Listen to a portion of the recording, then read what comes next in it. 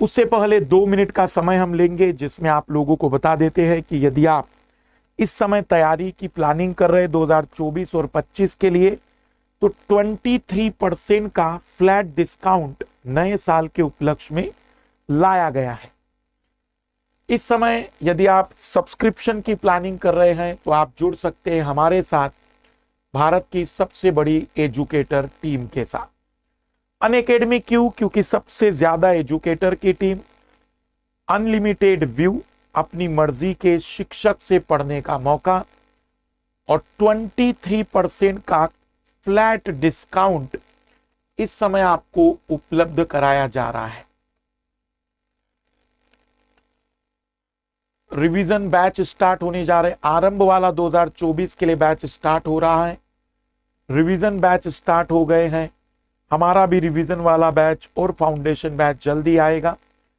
और MK live हमारा refer code है। अनअकैडमी पर किसी भी प्रकार के सब्सक्रिप्शन में आप हमारे रिफर कोड को यूज कर सकते हैं। MK लाइव कोई भी UPSC, SSC, IIT, मेडिकल, सब जगह पर इस सब्सक्रिप्शन के माध्यम से आप 10% डिस्काउंट प्राप्त कर सकते हैं। आइए शुरुआत कर रहे हैं कि हमेशा मोटिवेट कैसे रहे। तो मैं इसमें कुछ एक्सपेरिमेंट नहीं बता रहा हूं, इसमें मैंने जो अपने लिए यूज किया है वही सारी बातें मैं इसमें बताने जा रहा हूं। सबसे पहला देखो, डीमोटिवेशन कहां से आ रहा है। सबसे बड़ा सवाल है कि आखिर हम डीमोटिवेट क्यों हो रहे हैं। तो उसका सबसे बड़ा रीजन है, हम कहेंगे कि मोबाइल। देखो, आपको जितने लोग कनेक्ट होंगे, जितने लोगों से आपका जुड़ाव होगा, जितने लोगों से आपका परिचय होगा, जितने लोगों से आपके संपर्क होंगे, संचार होंगे, उतनी जानकारी आपके पास पहुंचेगी और उतना ही डिमोटिवेशन। क्योंकि समाज में उत्साहित लोग कम हैं, निरुत्साहित लोग ज्यादा हैं। तो आप जितना ज्यादा उनसे संपर्क में रहेंगे उतना डिमोटिवेशन तो रहेगा ही। तो जब मैं तैयारी करता था, यकीन मानिए मुद्राओं की शायद ऊपर वाले के हिसाब से कभी कमी नहीं रही। क्योंकि मैं अपने 19वें साल से ही पढ़ा रहा हूं और शायद ही मैंने कभी, मतलब एक तरीके से कह सकता हूं कि जब मैंने जॉब स्टार्ट की तब से किसी प्रकार के कोई आर्थिक रूप से तो मुझे दुख नहीं रहा। तो सब चाहूं तो मैं मोबाइल, लैपटॉप सब रख सकता था, लेकिन कभी भी मैंने 1000 रुपए और 1200 रुपए से बड़ा वो मोबाइल नहीं रखा जो हम कहेंगे कि केवल कॉलिंग के काम आता था। इसलिए जितना संपर्क कम रहेगा उतना ही आप मोटिवेट ज्यादा रहेंगे, मेरा यह दावा है। क्योंकि ये मेरा अपना पर्सनल व्यक्तिगत इसमें अनुभव है।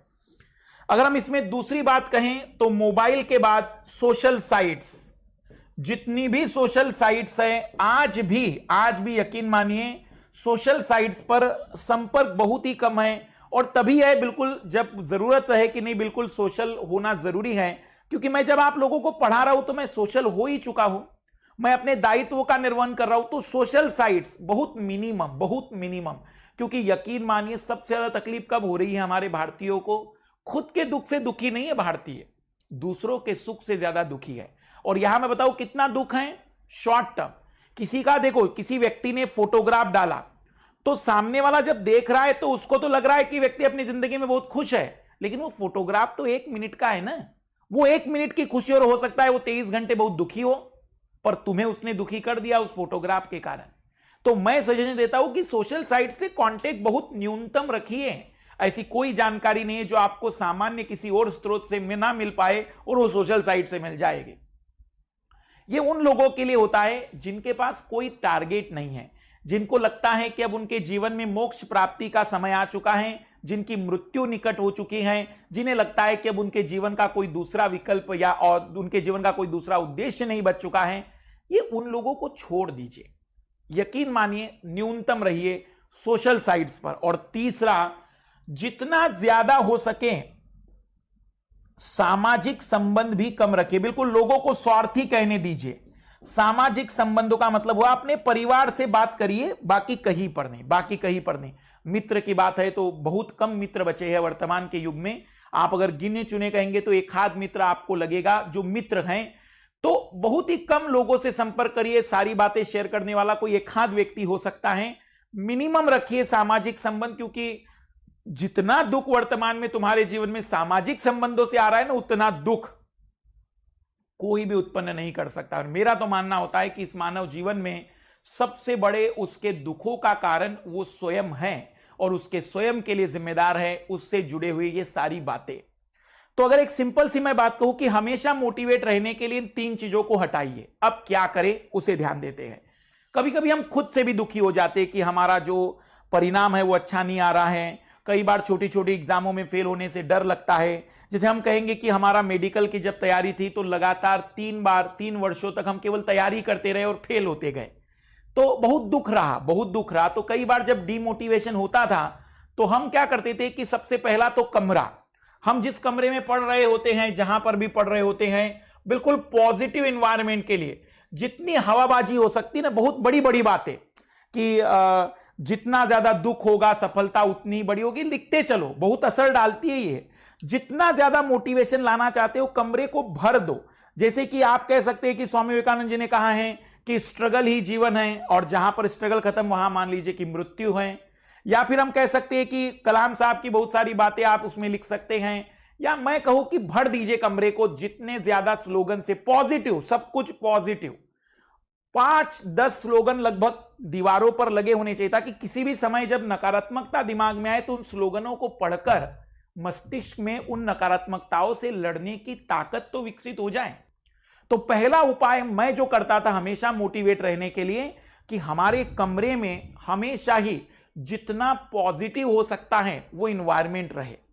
पॉजिटिव इन्वायरमेंट बहुत जरूरी होता है कई बार नकारात्मक ताकतों से लड़ने के लिए। तो अपने कमरे को पॉजिटिव बनाइए, बहुत सारी चीजें अच्छी रखिए, और लिखते चलिए बार बार कि जितना मैं स्ट्रगल करूंगा मुझे उम्मीद नहीं, गारंटी है कि मैं उतना ही ज्यादा सफल होऊंगा।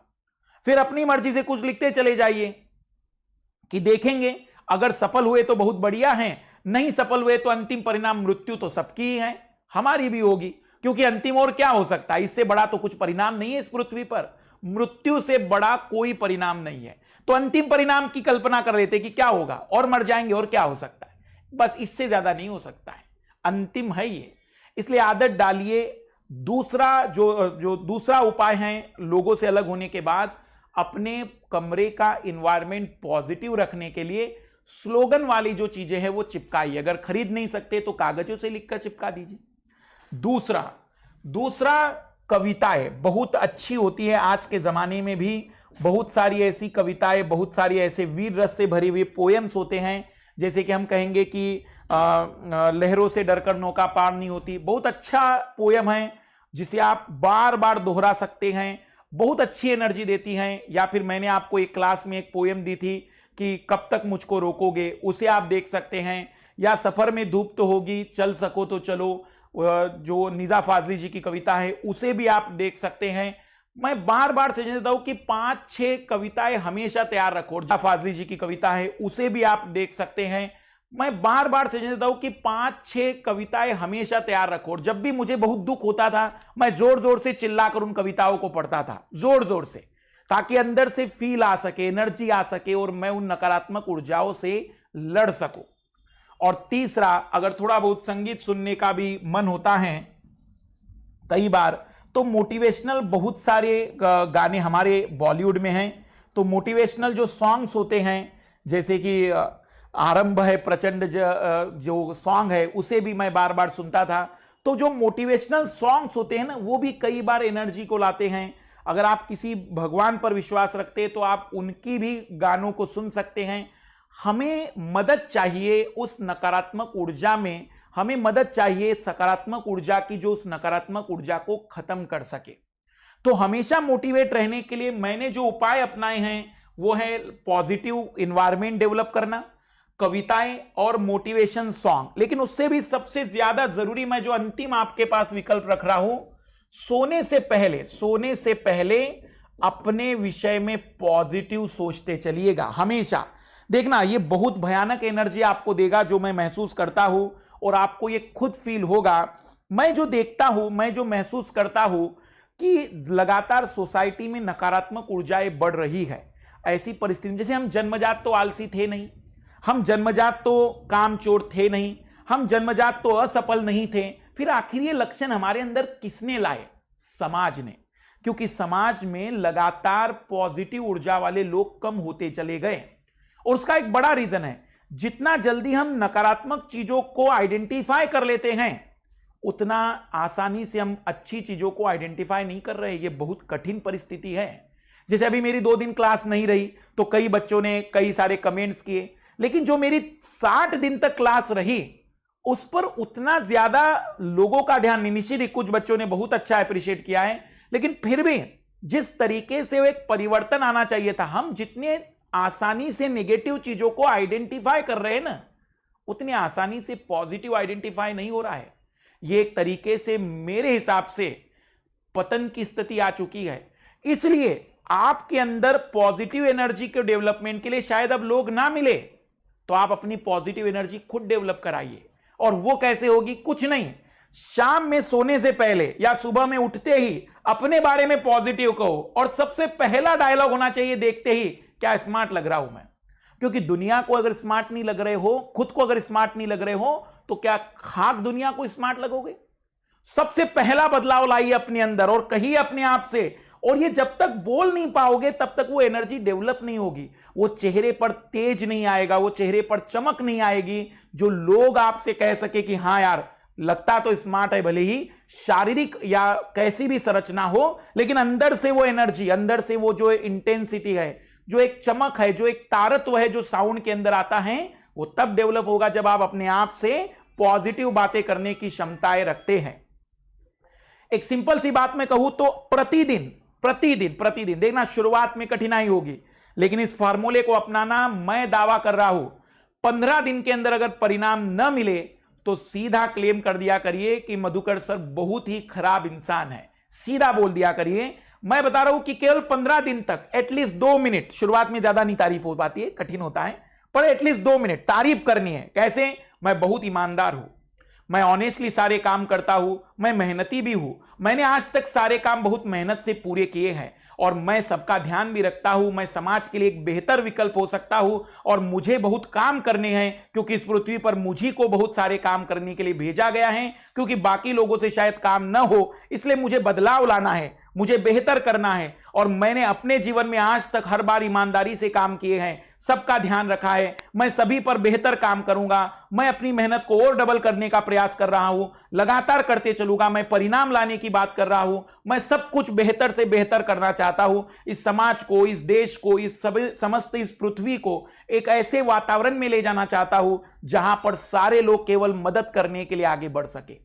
एक सिंपल सी बात कहें तो हम कह सकते हैं कि शुरुआत में तकलीफ होगी, क्योंकि अपने बारे में तारीफ करना कठिन होता है। मेरी तो प्रैक्टिस है, क्योंकि मैं करते रहता हूं, इसलिए आप शुरुआत में 2 मिनट बताते चलिए, बहुत अच्छा कर रहे हो तो बढ़िया है, और अप्रिशिएट करो खुद को। छोटा छोटा काम होता है, जैसे मान लो आपने ओशनोग्राफी हमसे पढ़ा, आपने पूरे नोट्स बना दिए, तो तारीफ करो, आज ओशनोग्राफी हमने पूरा कर लिया है, आज हमने अपने से पूरा पहला वादा कंप्लीट कर दिया है। तारीफ करने की आदत डालो खुद की, सबके सामने नहीं, अकेले में। जब आप अकेले में आप खुद की तारीफ करते हो तो इसे कहते हैं आत्मविश्वास, और जब आप सबके सामने अपनी तारीफ करते हो तो इसे कहते हैं ओवर कॉन्फिडेंस, और यह नकारात्मक हो सकता है। इसलिए खुद की तारीफ करो, खुद को नेगेटिव में मत डाला करो। बार बार क्या होता है, जैसे कि कई सारे लाल लाली कहते रहते हैं कि सर मेरा तो पढ़ने में मन नहीं लग रहा है, मुझे लग रहा है कि मैं नहीं निकाल पाऊंगा। ये जो शब्द तुम लगातार प्रोड्यूस कर रहे हो, ये तुम्हारे चारों तरफ नेगेटिव एनर्जी को क्रिएट कर रहे हैं। बदलाव लाओ अपने अंदर, और ये सोचो कि तुम्हारे पास ऐसी कौन सी कमी है जिसके कारण तुम्हें लगता है कि तुम बाकी लोगों से बेहतर नहीं हो। ऐसी कौन सी बात है जो तुम्हारे अंदर नहीं है? सब कुछ है, सब कुछ है, बस तुम उसे पहचान लो, उसे देख लो। बहुत आसान है। और यूपीएससी के बारे में तो सोचा करो, बहुत घटिया एग्जाम है, इजी है, अभी निकाल देंगे। मेरे लाल लाली यूपीएससी को ही बहुत बड़ा कर देते, बहुत बड़ी एग्जाम है, बहुत कठिन है। तो फिर अपने आप को चींटी बना दो और उसको बनने दो पहाड़। खुद बनो, खुद परिवर्तन लाओ, और बार बार चिल्लाओ बहुत घटिया एग्जाम है, अभी तो निकाल देंगे, इजी है, बहुत ही सिंपल एग्जाम है, कभी भी हम इसको क्वालिफाई कर सकते हैं। बस थोड़ा सा डेडिकेशन करना है, थोड़ी सी मेहनत करनी है, करेंगे हम बिल्कुल। तो अपने आप को बड़ा करिए। अपने आप को बड़ा करने का मतलब मानसिक रूप से बड़ा करिए। शारीरिक बड़ापन कितना भी हो जाए, यदि मानसिक बड़प्पन नहीं आया है तो समस्याएं बढ़ेगी। और कोशिश करिए, अंतिम जो मैं कहता हूं, माफ करने की आदत, जो 5वां होता है, शरीर को और मानसिक तनाव कम देने हैं तो माफ करना। माफ करना मतलब किसी ने कोई तकलीफ दी, ज्यादा मत सोचो ना, क्यों सोच रहे हो ज्यादा? जितना ज्यादा सोचोगे तुम्हें तकलीफ बढ़ रही है ना। जैसे मैं जब यूपीएससी की तैयारी कर रहा हूं, मैं जब प्रतिस्पर्धा परीक्षाओं की तैयारी कर रहा हूं, तो लोग कुछ भी बोलकर चले गए, माफ किया मैंने, ऐसा अंदर से कह दिया कि जाओ आज तुम्हें क्षमा करते हैं। अंदर से फील आता है कि चलो भाई माफ कर दिया, अब अपने काम पर लग जाते हैं। तुम्हारे अंदर पॉजिटिव एनर्जी बढ़ती चली जाएगी, तुम्हारा तनाव कम होता चला जाएगा, क्योंकि किसी ने कुछ कहा, फिर तुमने कहा कि मैं सिलेक्शन होकर बदला निकालूंगा। इतना टाइम नहीं अपने पास है, कोई सिलेक्शन लेकर बदला निकालने जैसी छोटी सी घटना के लिए काम नहीं कर रहे हैं। तो माफ करने की आदत डालो। हाँ चलो माफ किया, और अंदर से कहा करो क्षमा करते आज उन्हें। क्षमा करना मतलब तुम बहुत बड़े व्यक्ति बन चुके हो। इसलिए जब भी कोई अड़ोस पड़ोस के लोग, कई बार जैसे मेरे पास भी मैसेज आते हैं कि परिवार के लोग भी विरोध कर रहे हैं, करने दो, माफ करते चलो और तुम अपना काम चलने दो, पढ़ते रहो, लोगों को कुछ भी कहने दो, परिवार के लोगों को कुछ भी कहने दो, माफ करते चलो, तुम बड़े होते चले जा रहे हो और बहुत जल्द ही तुम परिणाम की ओर भी आगे बढ़ने वाले हो। जितना विरोध करोगे दुख उतने बढ़ेंगे, समस्याएं उतनी बढ़ेगी, और जितना ज्यादा माफ करते चलोगे तुम फील करोगे कि तुम्हारा जीवन सरल होता जा रहा है, आसान होता चला जा रहा है। लोगों को समझने दो कि तुम कमजोर होते जा रहे हो, लेकिन तुम वास्तव में शक्तिशाली बनते चले जा रहे हो। इतने ज्यादा शक्तिशाली बन रहे हो कि जिन लोगों से की औकात थी तुम्हें कभी बोलने की, वो आज तुम्हारे सामने बोल नहीं सकते हैं।